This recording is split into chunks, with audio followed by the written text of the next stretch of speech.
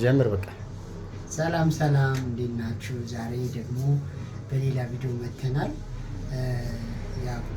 ምንድነው ለምሳሌ የእግር ማጠር እናክማለን ስንል የእግር ማጠር ብዙ ጊዜ በሁለትና በሶስት ነገሮች ሊሆን ይችላል። ለምሳሌ ከጀርባ ወይም ደግሞ ባክ ሉምባር አካባቢ ወይም ደግሞ ከኔክ እስከ ከአንገት እስከ ታፋ ባሉት አካባቢዎች የነርቭ መጫን የሚያመጣው ነው። በዛ ሰዓት ምንድነው የነርቫችን ከጀርባ ተነስቶ ወደ እግር እንዳይሄድ በሚቀርበት ጊዜ ነርቭ አማውንት ወይም ደግሞ የነርቭ መጠናችን እየቀነሰ በሚሄድበት ጊዜ ማስላችን የተፈለገውን የምግብ ወይም ደግሞ ግሉኮስ ሳያገኝ ሲቀር እግራችን የማጠር ወይም ደግሞ ማስኩላር ኮንትራክሽን የሚባለው በመገጣጠሚያ ከቁርጭምጭሚት ጉልበት ከዛም ታፋ አካባቢ የሚመጣ ነገር ነው። በዛን ሰዓት የእግራችን ማጠር ሊከሰት ይችላል።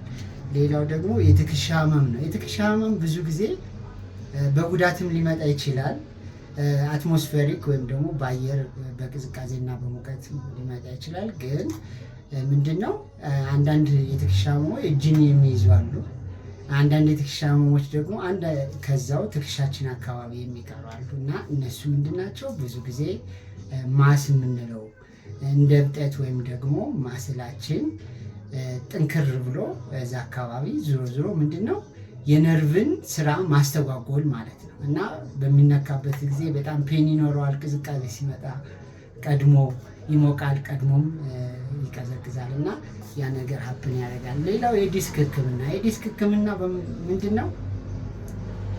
ከ10 በላይ የዲስክ እንትኖች አሉ፣ ህመሞች አሉ። ከነሱ ውስጥ የተወሰኑትን እኛ ጋር እናክማለን። በተለይ ግን የዲስክ ህክምና በምርመራ ውጤት የተረጋገጡ ለምሳሌ የዲስክ መድረቅ ሊሆን ይችላል፣ በልጂንግ ወይም ደግሞ ስቴኖሲስ የሚባሉ አሉና እነሱን እኛ ጋር ሊታከም ይችላሉ። ሌላው የሰውነት ቁስለት ነው። የሰውነት ቁስለት ሲባል የላይኛው ቆዳችን ቁስል ሳይኖረው ግን በምንነካው ጊዜ የቁስል ስሜት ይኖረዋል። ያንን ነገር ምንድነው ዞሮ እዛ አካባቢ ያሉትን ማስሎች ያደክማቸዋል። እነዚያ ማስሎች በሚደክሙበት ሰዓት አገልግሎት መስጠት አይችሉም። ኦቨር ኮንትራክት ኦቨር ሪላክስ መሆን አይችሉም። በዛ ሰዓት የሚፈጠር ህመም አለ። ያነ የሰውነት ቁስለት ይባላል። የሰውነት ቁስለት ማለት በእኛ ቆዳው ሳይበሳ ነገር ግን ሰውነታችን ስንነካው የእብጠት ምልክት ወይም ደግሞ ኮረኮንች ላይ ፍላት ያልሆነ ነገር ሲፈጠር የሰውነት ቁስለት ይባላል።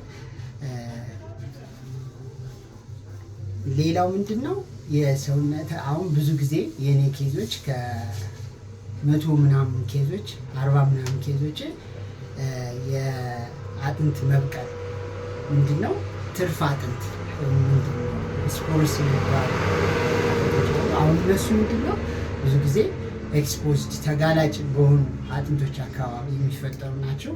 እነሱንም እኛ ጋር ህክምናውን ያገኛሉ። ለዛሬው እንግዲህ እናመሰግናለን።